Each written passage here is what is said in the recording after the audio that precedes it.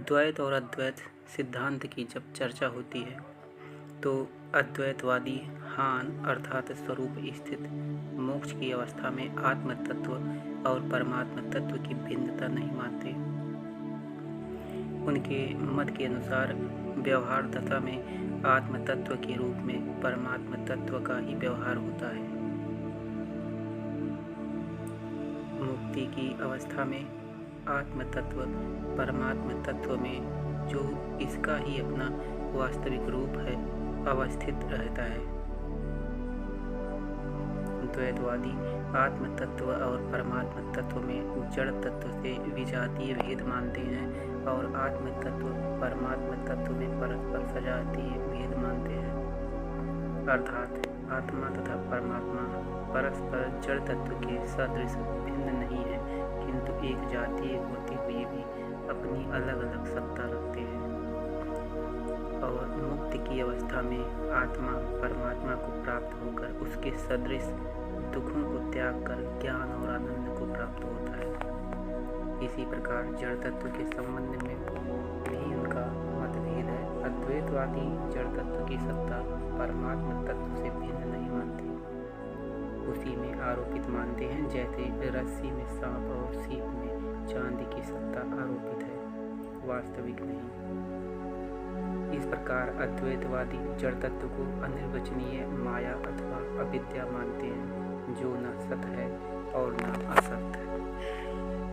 जगत की उत्पत्ति, स्थिति और प्रलय माया का परिणाम है। माया न असद्रूप है और न सद्रूप और न ही उभयात्मिका। वह सत असत दोनों से अनिर्वचनीय मिथ्या रूपा और सनातन है। यहाँ केवल शब्दों का ही उलटफेर है। वास्तव में तो इससे जगत का उपादान कारण माया ही सिद्ध होती है। माया को चाहे सत कहो चाहे असत, चाहे सत और असत दोनों से विलक्षण है। नाम और रूप से रहित यह जगत जिसमें ठहरता है उसको कोई प्रकृति कहते हैं तथा कोई माया बोलते हैं, और कुछ लोग परमाणु का नाम भी लेते हैं। द्वैतवाद में इस जड़ प्रकृति को एक स्वतंत्र तत्व प्रकृति नाम से मानते हैं। मुक्ति की अवस्था में इसका नाश केवल मुक्ति वालों के लिए ही होता है। इसका अपने स्वरूप से अभाव नहीं होता, क्योंकि जो मुक्ति अवस्था को प्राप्त नहीं हुए हैं उनके लिए यह बनी रहती है।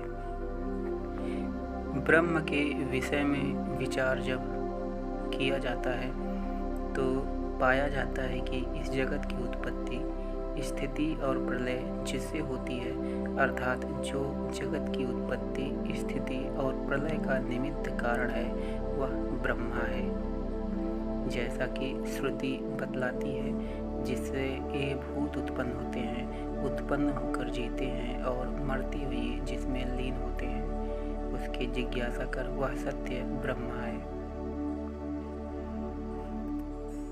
वेदांत दर्शन के तीसरे सूत्र में है कि ब्रह्मा शास्त्र प्रमाणक है।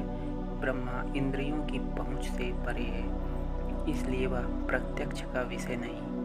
अनुमान भी उसको झलक मात्र देता है, पर शास्त्र उसका दिव्य स्वरूप दर्शाता है, जिससे अनुमान इधर ही रह जाता है। वेदांत में परमात्मा तत्व का दो प्रकार से वर्णन है।